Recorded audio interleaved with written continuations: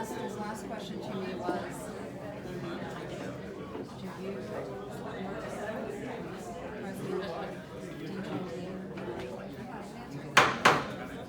Recall Edgerton special council meeting of July 16th to order. Roll call. Mr. Roberts. Here. Mr. Longenecker. Here. Mr. Lewis. Here. Ms. LaBaca. Here. Mr. Malloy. I'd like to welcome everybody to the Edgerton City Council meeting and ask everybody to please stand for the pledge of allegiance. I pledge allegiance to the flag of the United States of America and to the republic for which it stands, one nation, under God, indivisible, with liberty and justice for all.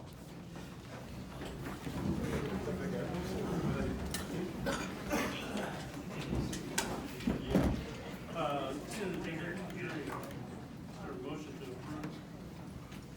I'll make that motion. I'll second. Have a motion second to approve the consent agenda. Roll call. Mr. Longenecker. Aye. Mr. Lewis. Aye. Ms. LaBaca. Aye. Mr. Malloy. Aye. Motion is carried 4-0. All right, item 5 is declarations. At this time, council members may declare any conflict or communications they may have had that might influence their ability to impartially consider today's issues. Is there any? I would say that I've seen plenty of stuff on Facebook. I've had emails over this subject. I've actually attended planning commission meetings, but none of that. I'm here for the facts of this particular issue, and I'll make my decision on it. Speaking on that issue, I do want to address the public related to that, since I seem to be the main focal point these days. Let me start off by saying, it's been brought to my attention that some individuals have suggested that I should abstain from voting, Carrie, on matters related to this proposed data center project here in Edgerton, based on my employment. I want to address these concerns directly. After reviewing the situation, I'm not aware of any current contract, business relationship, or financial interest involving my employer and the proposed project that would create a conflict of interest requiring me to abstain. As an elected official, I have a responsibility to evaluate the facts, consider the interests of our community, and carry out those duties entrusted to me by the residents I represent. For that reason, I intend to participate in discussions and vote on matters related to the proposed data center project unless information comes to light that would require a different course of action. And if any actual conflict were to arise, I would address it openly and appropriately. I remain committed to transparency, integrity, and making decisions based on what I believe is in the best interest of Edgerton and its residents. Thank you for your continued support and trust. Any other? Seeing and hearing none. We'll move on to item 6. Is consider the appeal by DAMAC Digital Solutions Kansas LLC of the Edgerton Planning Commission's denial of final site plan application FSP 2026-0002. This is a quasi-judicial hearing on the Planning Commission's denial. Other planning applications or disputes are not to be addressed. Appellant DAMAC will present evidence and argument for the council and answer questions. The city shall present evidence and argument in support of the planning commission and stand for questions. The council shall then consider the appeal. So, really, the way I plan on doing this tonight is I'll let DAMAC speak first, let city speak second, then I will let counter argument, if there is any counter argument, happen, and then city counter argument. So, DAMAC, you're up first.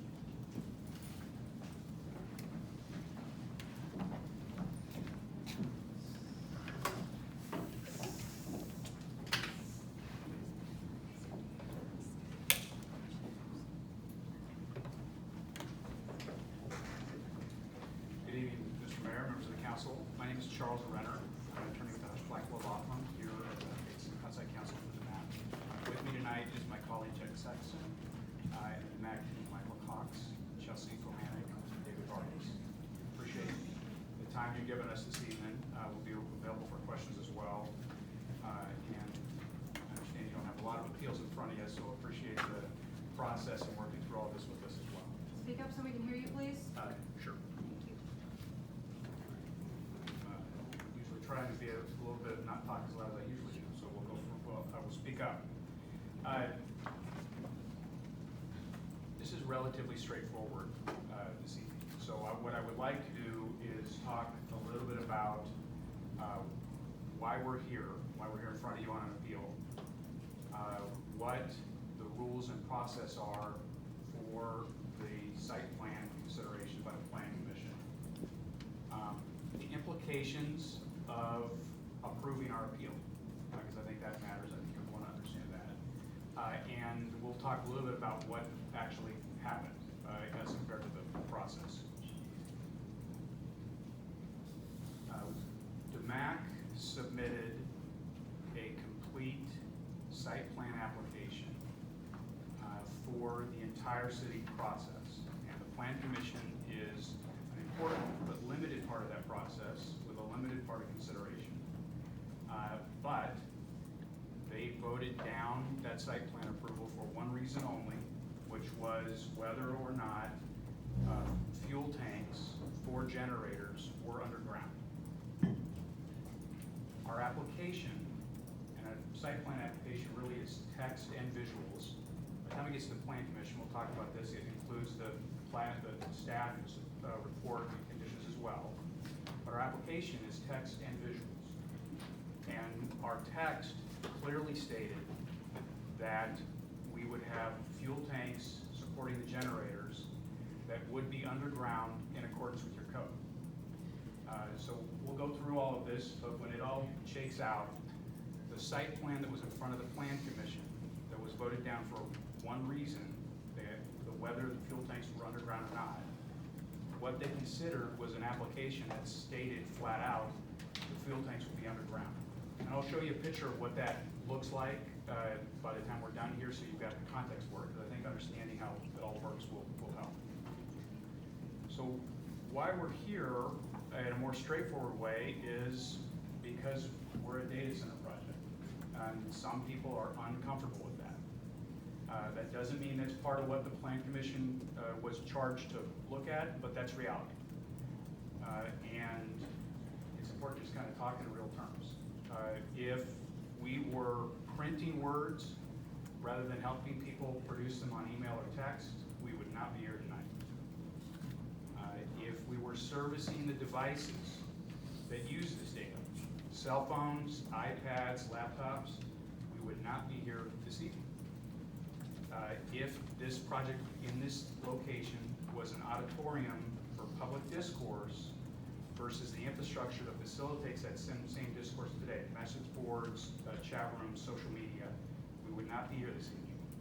We're really only here for one reason, and that is because for some people, a data center is an uncomfortable topic. That's not the appropriate consideration for a site plan approval or denial, but that is the reason that we're here. What the Plan Commission was considering was a detailed site plan along with detailed text for an existing building 1,000 feet away from the nearest house in an approved logistics park with a staff recommendation in support with conditions and stipulations, we'll talk about that as well, with acceptance of all conditions by the applicant. And with an agreement by all parties, the staff, the applicant, and the commission, that we were not asking for or seeking a waiver from the requirement that tanks be underground. And I'll just reiterate, in fact, our application said very clearly that we would have tanks for our generators and they would be underground in accordance with the code. And like I said, you will see that. The site plan approval at the Plan Commission is only part of the process. Really, it's actually in the middle. In some level, final site plan approval is a misnomer. And we'll talk about the process, but that's a limited process for a reason, not because it's a limited approval. Or put differently, there's no gotcha in getting a site plan approval. This project always was going to, by acknowledgement, by code, by requirements, have underground tanks for the generator. We're talking about a data center, but we're really talking about tanks on the generator, right? And that's because it's the only reason that this denial was there. And and I think it's important to consider that was actually in the application, so that was not correct. Not all details that are of your code are part of what a site plan consideration is done at the Plan Commission. It's more of like a larger overall site plan design context. There's 8 factors. There's a lot of things in your code that are important that need to be done and that will be done in order to do anything on a site plan approval that are not really part of a site plan approval of Plan Commission. Tanks can be one of them. Road compaction. You've got a code requirement, you've got to have 95% road compaction. That's not an insignificant thing. That's not something that is part of the Plan Commission consideration. But it is part of what you have to have at the end. And so some of this is not really an issue about whether tanks need to be underground, because they do and they will be and they are, but it's where in the process is that appropriately confirmed, right? Whether you've got buried lines or what the wattage is on those lines, because you have a very specific threshold for where that is the case. And you get down to like the small things, the size of doors on your building code, whether there's proper casing on outlets for electrical wiring. There are many significant things in the city code and adopting building codes that need to be required. They're not part of what is considered by the Plan Commission in their site plan approval. And that's why the process continues on. And it's also why it's a limited approval. So I want to talk about a couple things specifically. So, as I said, our application that was submitted initially and is the one that was considered, this is what our application says. As to fuel storage, each generator pod is equipped with an integral belly tank, a sub-base fuel tank housed within the generator skid for on-site diesel fuel storage. Took me a while to figure out what all that meant, and I've got a picture for all of us at the end, but it'll show you. It basically means they've got tanks that are attached to the generators for fuel. Where are those tanks? Well, they're below ground, and we acknowledge that. The applicant acknowledges the requirement under the LP district regulations that exterior fuel tanks be located below ground. They're underneath the generator, and so you'll see that as well. There's really nowhere on the site plan looking down at a generator structure or the location of a structure, the site plan that was in front of the Plan Commission, that you would even see that. It's different if there was like a big fuel tank dug underground away from the generators. You would indicate whether that was below ground or not. But we're talking about something underground, actually underneath the structure, that the Plan Commission was considered. Below grade is what you. Were those generators placed appropriately? Were they screened appropriately? That's exactly what was considered by the Plan Commission in the proper context, and that's exactly what the case was. If for some reason we did not include that we were going to have below ground or below grade, I'm hearing maybe a good word, tanks, that still was not the answer. We never asked for a waiver. The consideration for the Plan Commission was our application, word and text. It also includes the stipulations and conditions of the staff report. Staff report, which is part of that as well, and it's in your update from the staff that you have as your packet this evening. The applicant is subject to all applicable city codes, whether specifically stated in this report or not, including but not limited to zoning, building and construction, subdivisions, and sign code. And it also references we've got to go get permits for all of that. Now, staff has indicated pretty clearly in their application that that is there exactly for things like this. Because there's a lot that goes into getting a site plan finalized. Probably a lot depending on what the project type is, right? A lot more text, a lot more things to consider. And there's a process after that public hearing where your professional staff and the applicant work through all of that. We can't get to actual final until we've done that. The final site plan approval of the Planning Commission is really the third of 5 steps. It's the middle. And if an approval there comes with that as well, the requirement that we're going to have to satisfy all codes. There would have had to been some type of waiver process for that. There would have been a lot different than what was in front of the Planning Commission for that to be the case otherwise. But like I said, and like reality, this is for a data center, and so there's discomfort there. And the Plan Commission demonstrated that discomfort. There was discussion about the 8 standards, the limited nature of the approval of the Plan Commission, and was obviously public testimony as well. And I'm sure most of what goes on in Plan Commission rules, as I do this work, they're not all highly attended, and they don't all have a lot of local thoughts about what you're doing, but some of them do, and this is one of them. So after understanding that, going through the hearing process, and recognizing some of their own discomfort, commissioners recognize that, and two of them said very clearly that they were backed in a corner. Commissioner Draskovich said that they are backed in a corner. Another one stated that the statute has them backed in a corner. That's discomfort, right? These standards are met. I'm not comfortable with what this project is. Not the appropriate spot at a site plan approval, but that's reality. So your attorney tried to help this along, and I think did a very good job of it. Mr. Luckman stated this is about the rules that they and the city council created. The reason the code is published is that so anyone can come in and know what the rules are when they submit. And the rug will not be pulled out from under them by having additional requirements added. There are clear standards to be met, and if those standards are met, the applicant should get the chance to proceed. I actually like that last line, the chance to proceed. It's not the end. There was no gotcha. Applicant was not going to have a gotcha. City staff was not going to have a gotcha. Planning Commission was not going to get stuck in a gotcha because they're in the middle of the process. That's really why their scope is limited, because there's more work to do. Now, the Planning Commission, with our application, which included below ground tanks, with the discomfort and the hearing, and that exercise ultimately delayed taking a vote at the first meeting. Right? Close the hearing. That was the end of the public hearing. That's key, because any indication that there may be an argument to be made about the low-grade storage tanks came at the second meeting with no public hearing. Your Plan Commission's rules are very clear on this. The Plan Commission's rules state, following debate, the Plan Commission shall vote on the motion to approve the site plan. Decisions of the commission shall be based upon facts entered into the record at the public hearing phase of the meeting. So there's a cap on when that input takes place, and we hit that cap at the first meeting. Again, it's okay that there's a cap. It's a limited thing that they're considering, and it's not the end of the process, and there was no escaping requirements like this. At the end of the phase of the public hearing phase of the meeting, the recommendations of the staff, they take that into account.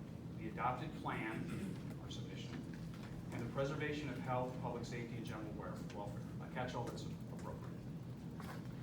If they had stopped there and done that, they would be considering a site plan, had everything else into it, including staff support and all those conditions, but a site plan that clearly included a low-grade fuel tank for the generators. That was there from the start. It's there at the end.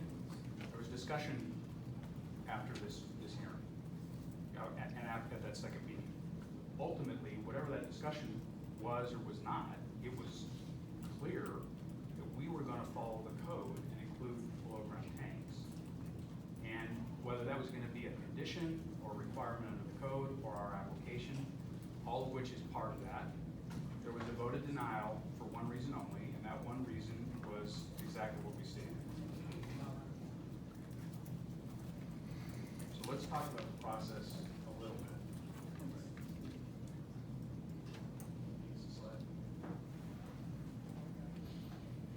So a site plan has its own process. It begins with the application, which we talked about. Again, the application is pictures and words. And we had a lot of both because this is a big project. It's for an existing building, only so much that was getting considered, but it had everything. Pictures and words. And the words included following the code in all respects, but definitely in below ground fuel storage. That was in our submission. Then there's review with staff, interaction with the applicant. Ultimately, the staff is going to create a staff report. That's really getting through the second step. And that report evaluates what is considered, including following zoning and all the things that you would be concerned with, and the factors that are in front of the Planning Commission. There's a but it's there. The staff makes a recommendation. The staff is empowered to include conditions. The Plan Commission, when they vote, is adopting the application subject to the conditions. Unless we were to object to one of these conditions and there'd be a debate about that, you'd have an amended motion. That was not the case here. This wasn't even a condition. It was a stipulation. It was just a statement of absolute fact that you're gonna have to follow the code, which includes all those things I talked about, including the one denial reason, the below ground tanks. So that was in the staff report as well. So by the time the Plan Commission received what they received with their limited scope and important purpose, it's still limited scope, they had a complete plan that included expressly the one reason they said they voted no, because it didn't happen. So in other words, the basis for the vote is exactly the opposite of what reality was, but that is what happened. That's not the end of the process. And in your code, you really call it the amended final site plan, but what is supposed to happen is after the Plan Commission makes an approval on a site plan, again for these limited factors, there's then a reworking with staff and the applicant. So we've got all these words in our application. We've got the visual, we've got the recommendation of the Plan Commission, and we have the conditions and the stipulations that staff have generated, all words, right? And those have to then be combined into what is the final form. It's like turning in a pretest to your teacher. It got redlined, you say, I agree with all the red lines, and now we gotta go get a clean copy of this before people sign it. And that's really what the process takes into account. That's important. It's important for the city. That Plan Commission in that role is not being asked to evaluate if the doors are wide enough or if the compaction is appropriate. Your staff really is not being asked to consume volumes of submissions before final site plan approval at Plan Commission and then have no opportunity to make sure this is all correct before it's finalized. And neither is the applicant.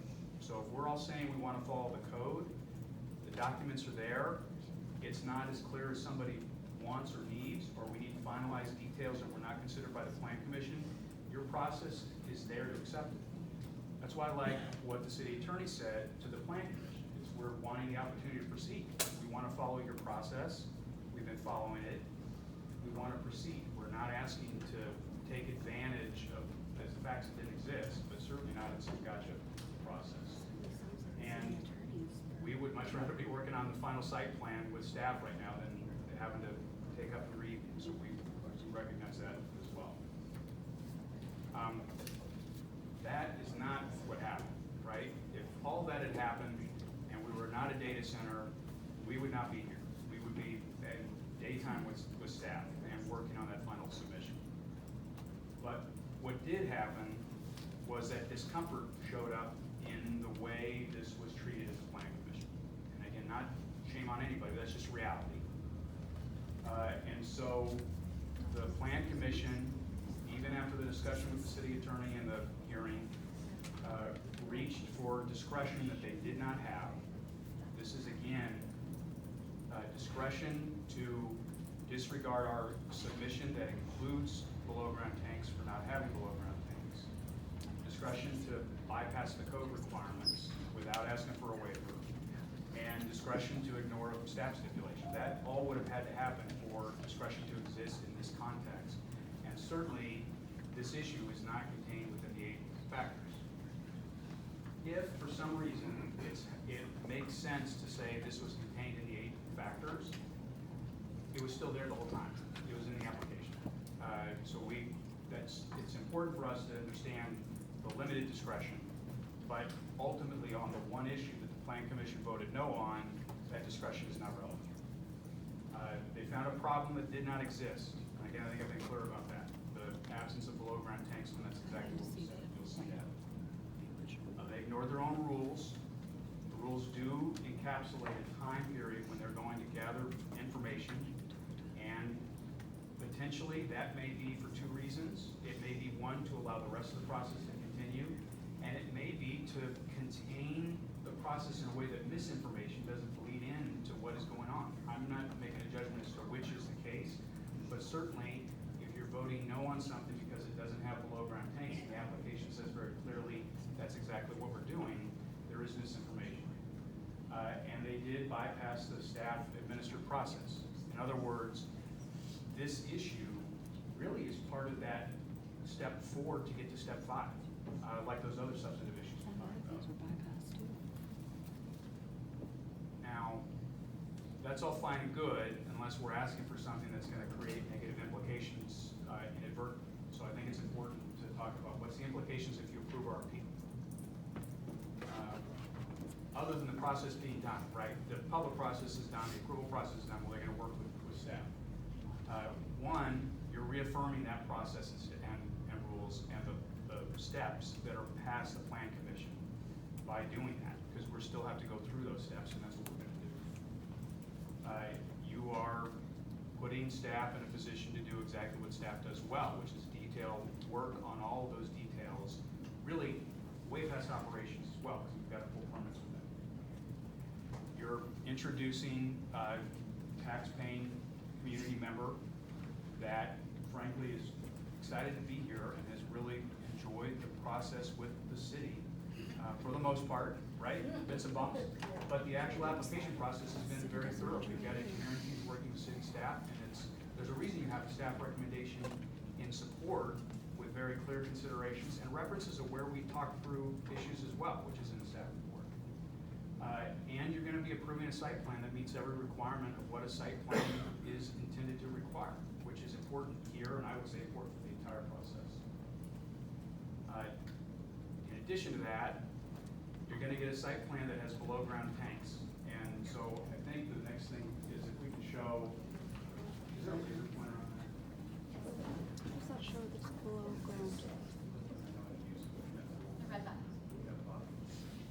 Okay. These are referred to as generator pods, and what that really means is there's 2 pieces and a platform in between. So there's the generator machine that sits above ground. That's the big rectangle box that we all see, right? Then there's the tank, and the tank is below ground. And there's a platform that runs right in between them, because you got to connect the tank to the generator. So that's a pod. This level of detail is important and certainly part of those step 4 and 5 to get to final, right? Was it in But the original? there's the generator right there, everything yellow, Or that's is the this machine. being added now? Everything black right there, that's basically the fuel tank. And I'm right in guessing it was between, not. well, it all kind of blends Or they in, wouldn't it's the have denied platform it. and the ground level. And here, on the side view, you can see below grade, like right through there, there's essentially a cradle in the ground to house the bottom of the generator, which is this black part, which actually is not the generator, it's the fuel tank. Fuel tank is below grade. Fuel tank being below grade in this picture matches what our application said. It matches the code. It certainly matches our intention and commitment to follow the code. And the only thing it doesn't match is the one reason that the Plan Commission denied approval, is that that was not the case. But that was the case. It is the case, and that will be the case. If you approve this appeal, all you're doing then is allowing the rest of the process to continue. And at the end of the day, I think it's important you should know what's the implications. The implications are exactly this. Some version of this, right? We still gotta work with staff and there may be a comment to. I don't want to do like that. But you're gonna get the entire site plan developed, including the one reason that there was a no vote, which is below ground tanks. And this is not something we added at the end. There's 2 reasons it's not added at the end. One, it was in our application to begin with. We never backed away from being committed to following the code. Your staff required it. This was never included as a waiver. And even through now in those discussions and the work we do with staff, we know that some version of this is exactly what's going to be there, which is a below ground tank.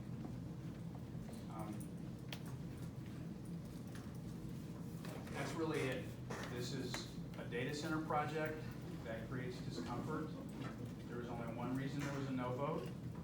The no vote reason was not reality in the application all the way through till now, but the no vote did represent discomfort, and that just happens to be outside of what the Plan Commission was charged or empowered to do. And so we would appreciate you helping us continue to move through the process and work with you, and we'll be available for any questions. I want you to hear from staff before we start. Okay. Because in the, yeah. So, if you, I mean, if you want to write down the question, write down the but, all right, staff wise, who's presenting? Is it Todd? Go ahead. Good, Todd and Lynn are presenting. You go. The ones Just who are. go where you're comfortable and I'll finish. Okay. Sounds good. Included in your packet is the memo that staff put together for the project, so I'll just walk through that. The first item is related to the planning commission. Planning commission action for the final site plan for the project located at 31800 West 196th Street. So on June 9th, Edgerton Planning Commission approved the motion to deny the application for the project as discussed, finding that the submitted plan does not represent an overall development pattern that is consistent with the comprehensive plan and other adopted city policies as stated in the UDC section 10.1.H.8, with the inconsistency being the lack of underground fuel storage. Section 5.2.H.4 of the UDC states that fueling tanks must be located underground.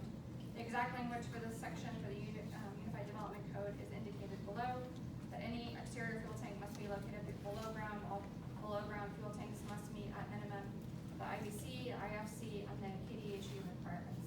Below ground fuel tanks must be shown on the final site plans and must meet the appropriate code requisite building and line and property line setbacks. Below ground tanks may only be installed once the final site plan has been approved and received and a building permit has been issued. This section applies to all fuel tanks installed after January 1 of 2021. Any above ground fuel tanks installed prior to January 1, which are moved, repaired, or replaced, must be located underground and must comply with this section. In addition, for City Council's reference, included in the packet was links to several documents. The first one was the site plans that were submitted for the project provided to the Planning Commission as part of the May 12th Planning Commission packet. That link in the entire packet in its entirety can be found on the city's website. Included in that is the statement of purpose from DAMAC Digital dated April 14th, 2026, which is included in that packet that references the fuel storage. Each generator pod is equipped with an integral belly tank, a sub-base fuel tank housed within the generator skid for on-site diesel fuel storage. The applicant acknowledged that requirement under the LP district regulations, the exterior fuel tanks must be located below ground and that all below ground fuel tanks meet at a minimum IBC, IFC, and KDHE requirements. Also included for the City Council's reference was the June 9th Planning Commission meetings. The draft of those minutes was included as part of the July 14th Planning Commission packet that's available on the city's website. For item 3 was the staff review of the site plan. Edgerton staff, together with our plan review partners, which include city engineer, Johnson County Consolidated Fire District Number 1 and GBA, completed a standard review and all submitted documentation. During that review process, staff did not note a code deficiency related to the storage of fuel tanks, nor that an exception would be permitted to allow fuel tanks above ground. None of the documentation included plans, cut sheets, etc., indicated whether or not the generators would be installed above or below ground. Number 4, the process for request for deviation from the UDC by an applicant. The standard review process for planning and zoning applications include one or more submittal of the plans and additional documentation for review by the city for compliance with the applicable codes. This process includes staff providing comment, the applicant responding to those comments. Typically for those items, the applicant seeks a deviation from city code. Applicant would provide detailed documentation and submit that request, similar to what DAMAC Digital did related to the proposed use of gravel for the surface at the transfer yard and substation. During that standard review, plan review, staff noted a code deficiency related to that proposed use. And the UDC requires all parking areas to be paved with concrete or asphalt. The applicant provided additional information documenting the technical safety reasons why the substation was designed with gravel. This documentation was reviewed by GBA, the city's building code and plan review consultant, and GBA confirmed that gravel is both the industry standard for installation in electrical substations and preferred material from a safety perspective. Following that review, staff recommended a approval. This simply just outlines how a deviation request would work. Number 5 is a provision by the applicant for condition to move the tanks underground. Following the motion for denial made by Commissioner Draskovich, the applicant stated to the commission that the fuel tank storage can be relocated underground, and the applicant would do so as a condition of approval. This process to suggest or agree to additional stipulations for approval is not a common practice for the planning commission. Often happens either from staff or from a commissioner themselves. The suggested change and additional condition of approval was rejected by Commissioner Draskovich and therefore not included in the motion. Slow down. Finally, number 6, notice of city codes and permits. Staff recognize that on occasion a code deficiency may be identified or discovered later in the planning and building permit process, as there are many other documents that get submitted as part of the building permit process. Therefore, May 12 staff reports includes the standard section on page 34 titled Notice of City Codes and Permits. This section notifies the applicant, planning commission, and general public that the applicant is subject to all applicable city codes, whether specifically stated in the report or not, including but not limited to zoning, building, and construction, subdivisions, and sign code. The applicant is also subject to all applicable local, state, and federal laws. The project may also be subject to obtaining permits. The application had been approved and the specific requirement for installation of fuel tanks below ground not been noted at the time of approval. This notice would have required DAMAC Digital to install the tanks below ground as part of the UDC.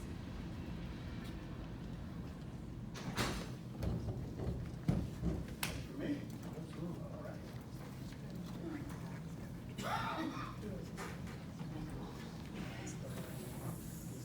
Members of the council, this feels comfortable for some reason. I think you got 2 tough questions tonight, 1 easy question.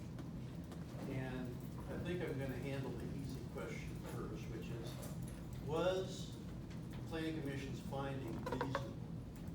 And you've got the standard for reasonableness in your materials, and that's a question that has been raised here because I think this is really the first time I've heard the defense from the MAC that the tanks are actually, as planned, underground.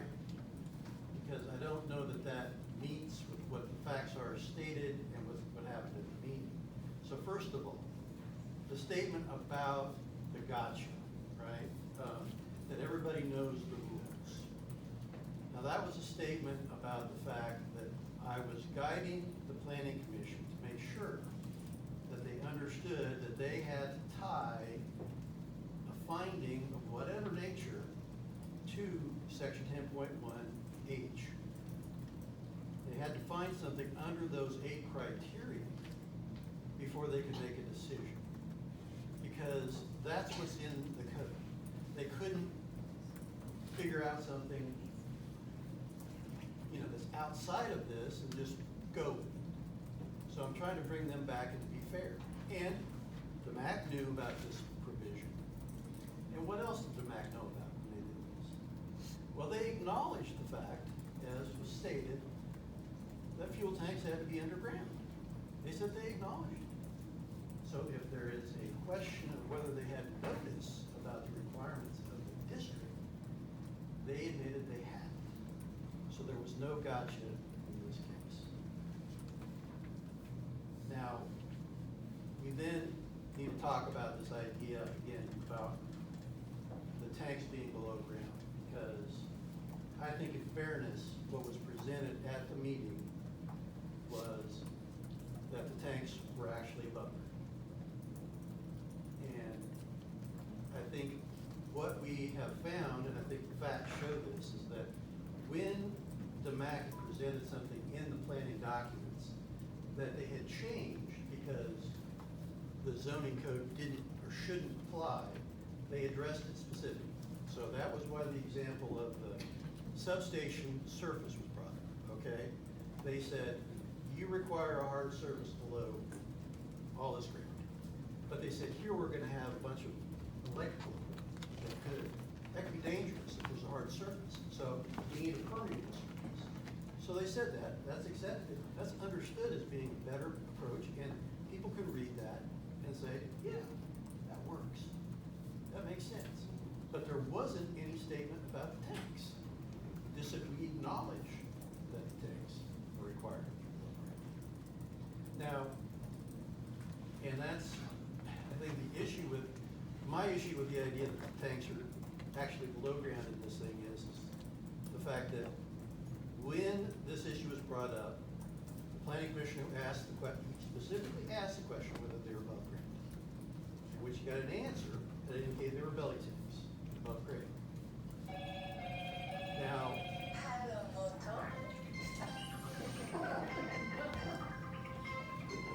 I'll get that. Because, yeah, I was thought so. Because of that, and now I've completely lost my train of thought. It always happens. But anyway, yeah, when that happened, when that question came up, if the tanks were actually below and in the ground, what would be the answer, the proper answer by the applicant? It would have been, well, those tanks are below ground. Sorry, I wasn't understanding your question, Commissioner, but they are. And here's the proof. They didn't do that. They asked for a recess, a pause, where they went back and talked, and then they came back here and asked the commissioners directly to say, we'll agree to condition where they'll be below grade. Not, they already are. We looked at our plans and settled ourselves down. They said, we'll comply. So I'm going to have a little bit of a factual problem with the idea that the commission was unreasonable in proceeding the way they did with the information they were given. So that was the easy part of this, to my mind. Now you are the appeals body. You have the ability to look at the facts, look at the minutes, look at what was provided, and see what you think. Now maybe you don't agree with me. That's fine. This is the position that the planning commission took, and it's up to you to review it in that light. And you have to determine whether that was reasonable. Now, type of questions. There's a legal question here that you probably have to determine before anything else, which is whether there's a connection between the violation that was cited, which is the 5.2.H.4 fuel tanks, which is in the zoning code portion for the LP district. Everybody agrees that that was there. Is that contained within 10.1H8 of the code, which is the plan represents an overall development pattern that is consistent with the comprehensive plan and other adopted city policies. So, if you think there is a connection between those two, the motion that was made and the denial was proper. And if you go to the next step and you find it to be reasonable. But if you don't think it's contained within that, then you have to take another course. Either overrule or remand it for determination. So the other hard question is this concept of the exception, the allowance, right? So what came out at the end of the thing was they were willing to adopt a condition that said they would put tanks underground. Now, I think in our experience, there's some folks here who've been on the planning commission before. You've been on the council when they reviewed things that the planning commission has done after the fact. I'm thinking about the Maverick sign. I mean, Maverick sign, as it was being built, was not compliant, but they came in and said, we're going to do this to fix it. And you guys accepted that, and I think they did do that.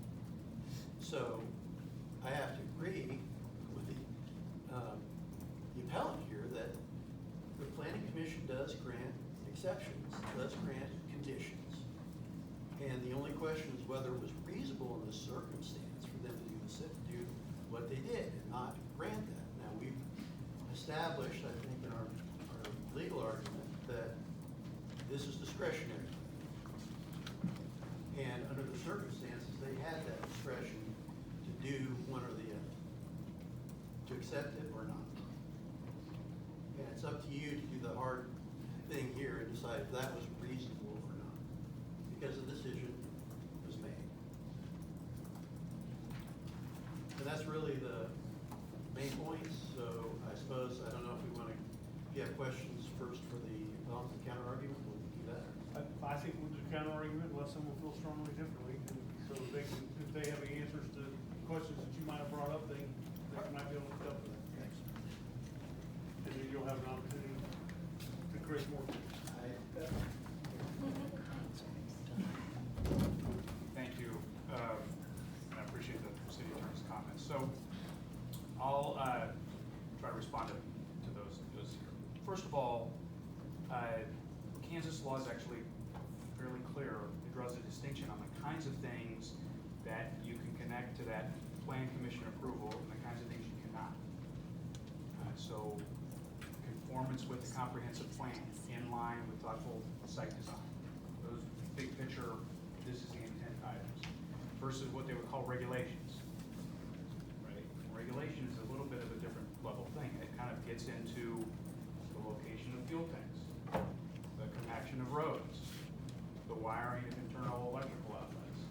Those are also in your code, and they are also specific detailed regulations. And Kansas law is very clear that that general language does not mean to drill down on some of those details in that step. It does mean it has to be followed, which we agree with. So that's the last of the case law argument I want to be making in front of you all tonight anyways. It's probably the last you want to hear.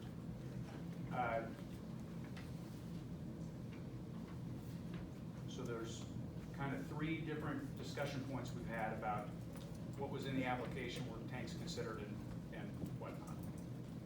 First of all, I think it makes absolute sense to me that your staff has not memorized every single section of the paragraph of our application when it was submitted, and may be focusing on those categories of items in front of the plan commission, and it's approved, and then there's a whole nother level of review. So I don't dispute that part at all. Our application does include a statement of intent. It's part of the submission, and I'm just going to read it to you again because it was there from April 14th on. Each generator pod is equipped with an integral belly tank, a sub-base fuel tank housed within the generator skid for on-site diesel fuel storage. The applicant acknowledges the requirement under the LP district regulations that exterior fuel tanks be located below ground. You also heard that there was an example where DAMAC worked through one of those things, right, to gravel. Our behavior, our submission was all consistent with following the rules, confronting a question, working through it. There was never an ask to remove this commitment in our application or for any waiver of this type of regulation. And there was never any indication that statement that we were not going to follow the code. So that was there. I'd accept the staff comment also. Even if not, we were not going to have a final executed site plan that allowed for tanks that were not below grade. That's what the exception that staff had mentioned about in their submission. And again, they talked about when we actually did talk about the gravel versus pavement and issues like that. It was not the case here. Now, the city attorney, I think, accurately referenced the timeline of a discussion about these tanks, which is wrong. It's not, again, unusual that there's misinformation as in moments of time when all this has been discussed, whether it's from plan commission members, staff, one of several part of a development team. Don't agree that at all. But if the application is considered, which it is, and if the staff recommendations are considered, which they are, then you have below ground tanks. The only indication you have about anything otherwise was when? Second night after the hearing discussion. Plan Commission's rules are very clear. The decisions shall be based upon facts entered into the record at the public hearing phase of the meeting. At the public hearing phase of the meeting, regardless of a question about where generators are mounted, they are mounted above ground, the generators themselves. However anybody wants to work through that question.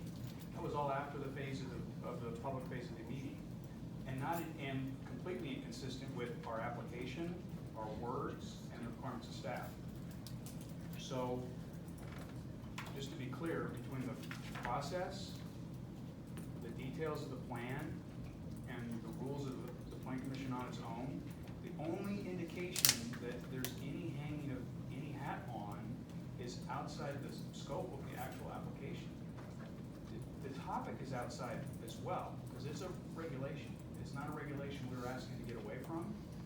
It's one we've applied on the front end. It's one we're following, shows you what that will look like. But it's also an issue that's outside of that sphere, and even if you accept that it is, then it's still outside of the timeline and the moment where the plan commission is supposed to base its decision on.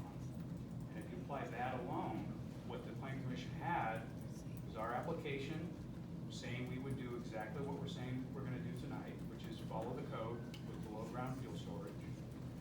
And they have the staff report that said exactly the same thing in different words, because there may be other issues that staff wants to work through. And the only indication otherwise is outside of the plan commission's own rules. And we would ask you to help all of us follow the rules, and then let us go on through phase 4 and 5 of the site plan process. Thank you. Questions?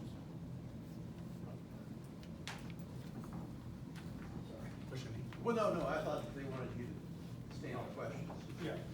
Does anybody have any questions for DAMAC right now? I mean, I have one. Is there a definition of, Speak up. between, in our code, is there a definition for both underground and below grade? Is there a definition in those two terms that are different or require something different in terminology itself?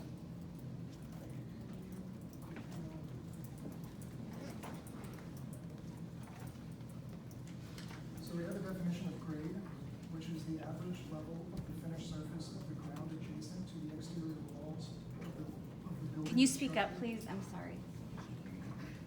So we have a definition for grade, which is the average level of the finished surface of the ground adjacent to the exterior walls of the building or structure. However, it does not appear that we have a definition for ground. Different, yeah. We keep interchanging below grade and underground, so I just want to make sure there's no clear difference between the two definitions based on our code. Can you speak up, please, again? I was just trying to make sure there was not a clear definition difference between below grade and underground. Okay. Because they've been interchanged so much, I just want to make sure we're speaking the same language here. But you are, that's a lawyer with a poli-sci degree talking about an engineer's design, so I apologize if there's a confusion on that, but what staff is saying about is.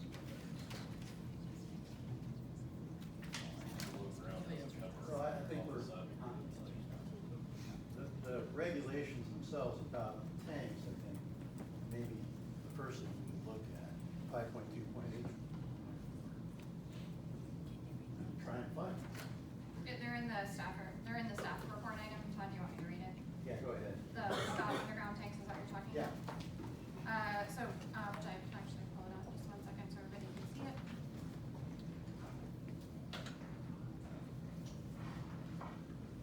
So the language is here in the quotes, any exterior fuel tank must be located below ground.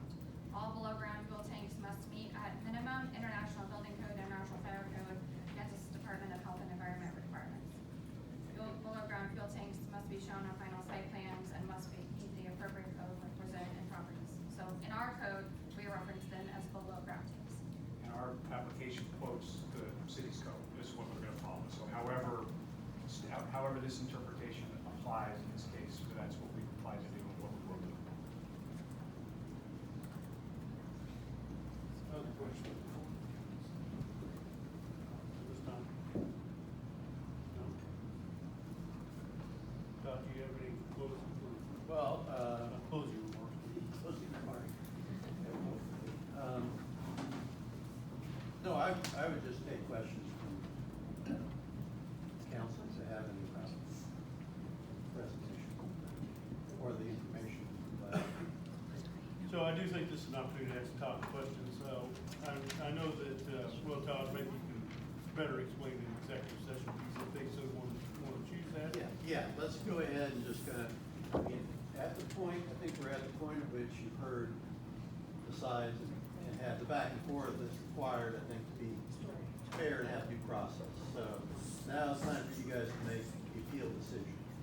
Now, you have the right as a quasi-judicial body at this point to go into recess for the purposes of conferring about a result. This is you're like, mostly like a jury, somewhat like a judge, mostly like a jury, in the fact that, you know, the jury goes back into the room and they can talk freely about what they think and go back and forth, and then hopefully there's some work and consensus on what you want to do.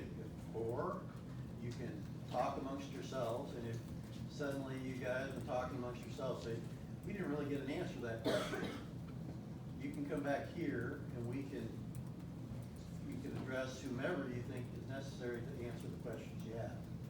And then you can go back and confer again, or however you want to do. And then through that process, hopefully you'll be able to get to one of the kind of three options we have listed in the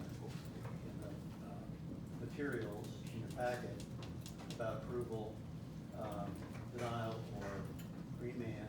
And I just, again, I think it's said in there, but I want to, because you're kind of time here to consider this, you do, or you should consider in every case giving specific reasons for the decision.